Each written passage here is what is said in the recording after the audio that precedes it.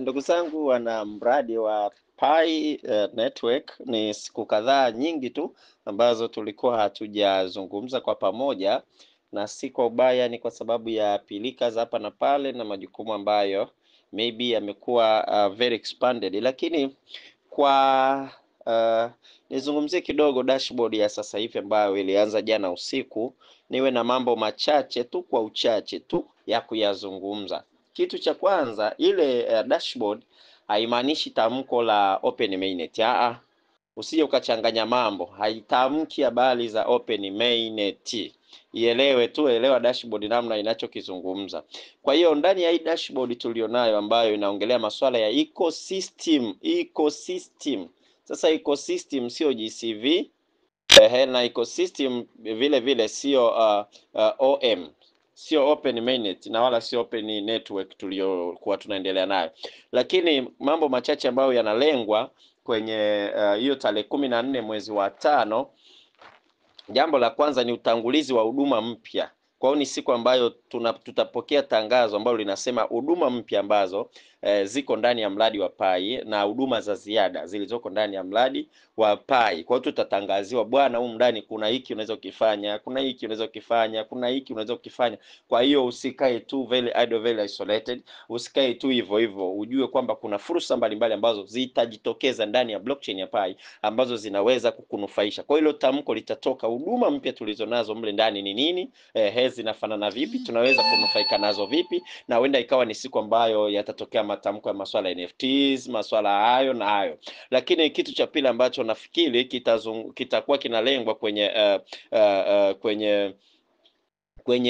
tarehe 14, kitu cha pili ni muunganiko wa Pi na mifumo mingine ya nje ambayo ilikuwa nje ya Pi, na ndio maana ya ecosystem, kwa maana ya integration za mabenki, integration za makampuni mbalimbali, integration za taasisi za kiserikali na nini. Hayo mambo huenda yakazungumzwa tarehe 14, kama si mbele ya tarehe 14. Huenda hiyo tarehe tukasikia habari ya integrations ya haya mambo ambayo nilikuwa nikiyazungumza, masuala ya mabenki, kwamba mifumo ya kibenki sasa imewezeshwa, benki zote za kwenye simu, benki za mtandaoni, benki za wazi ambazo tumezizoea. Nafikiri hapo tunaelewa. Huenda tarehe 14 likawa ni tamko. Mimi kwangu ni tamko kubwa ambalo ninalitegemea litamko kwa ukubwa, kwamba ni siku ambayo huenda nikapata vitu vimoja vizuri sana na ukavipata, kwamba kumbe mfumo unatuwezesha moja kuintegrate na watu mbalimbali na makampuni ya masuala ya ndege, masuala ya nini, yani vitu vingi tunategemea vitamkwe ndani ya hilo tamko la ecosystem, kwa maana wanataka kuimbord au kutamka expansion ya blockchain ya Pi imefikia wapi na integrate vipi na mifumo mingine iliyokuwa nje ya Pi. Unaona. Kwa hiyo kitu kingine ambacho nategemea, watatangaza ushirika mpya na umoja wa makampuni mbalimbali. Ndio siku ya dApps, huenda dApps zikatangazwa siku hiyo zikawa wazi. Lakini kitu kingine humo ndani, huenda tukatangaziwa taasisi zilizoongezeka ambazo hapo nyuma hatukuziona. Kuna taasisi tulikuwa tunaziona zinapita, tulikuwa tunapekenywa tunaziona, lakini huenda kuna nyingine ambazo hatujaziona. Lakini huenda kuna taasisi mbalimbali ambazo zimeingia ubia na mradi wa Pi kwa ajili ya kukuza, kwa ajili ya kufanya ufikie lengo lao la GCV na mambo kadha wa kadha ya Open Mainnet. Kwa hiyo huenda siku hiyo ili tangazo likatangaza ambao ni washirika wapya, labda tuna kampuni fulani ambayo imetushika mkono kwa namna hii na tunashirikiana nao hivi, kama hawa kina Banxa unavyowaona. Kwa huenda siku hiyo ni tamko rasmi ambalo litakuwepo. Lakini kitu kingine cha nne ambacho ninakifikiria ni tangazo la ukuaji wa blockchain.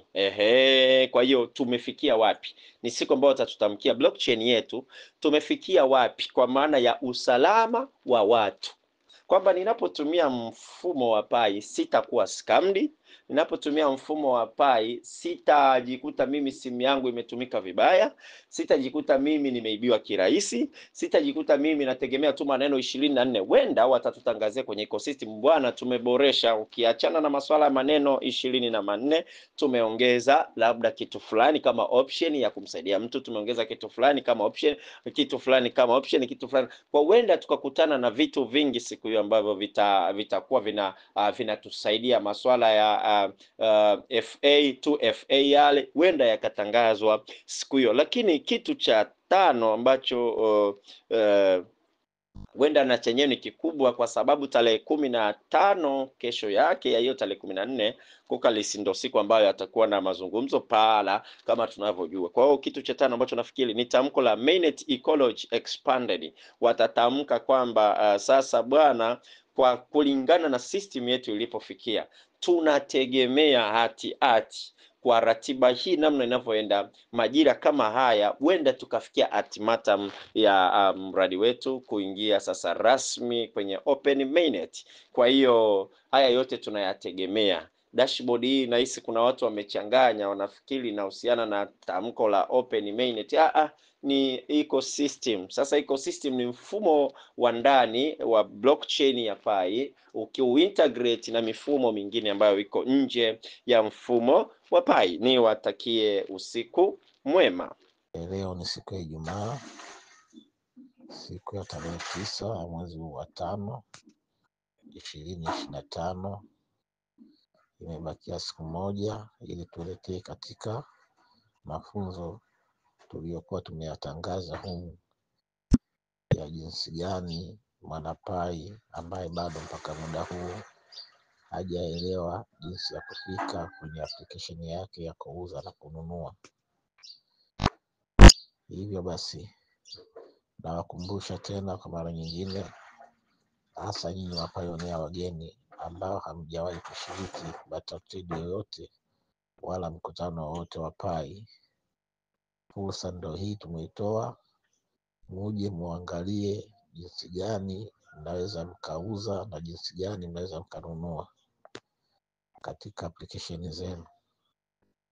Kama tulivyotoa tangazo letu la siku ya pili kwamba hatutokuwa na washiriki wengi kutokana na hali ya kisiasa ya nchi jinsi ilivyo, tumepanga tukutane na mapayonea 20 wale ambao watakaolipia mwanzo ada zao za ushiriki wa mafunzo hayo.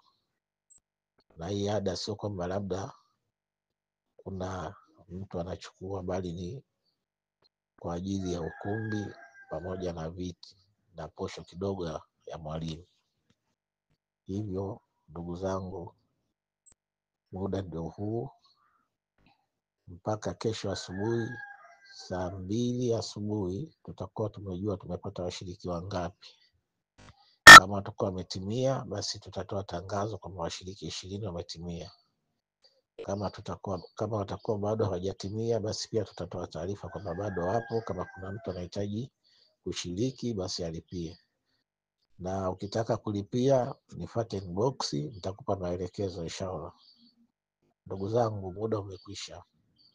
Mambo ndo kama hivyo mnavyoyaona, mambo ni moto, na kiongozi wetu mkuu wa mwanzilishi wa mtandao wa Pi tarehe 14 anakaa jukwaani, hatujui ataongea nini. Sasa huenda akaongea, katika ya kuongea Mungu akaleta heri yake, akatangaza neema kwetu. Sasa wewe mwanapayonea ambaye mpaka leo hii bado hujaelewa jinsi gani ya kuingia kwenye application yako na kufanya manunuzi na kuuza, utakuwa wewe hata Open Mainnet yenyewe sidhani kama utaifurahia. Kwa sababu gani?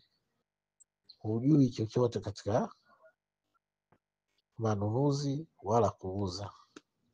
Ndugu zangu, tunao uzoefu wa huko nyuma, hii mitandao ya simu hii.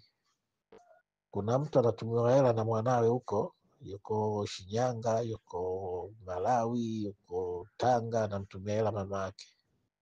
Mama yule ile namba yake ya siri anayo wakala.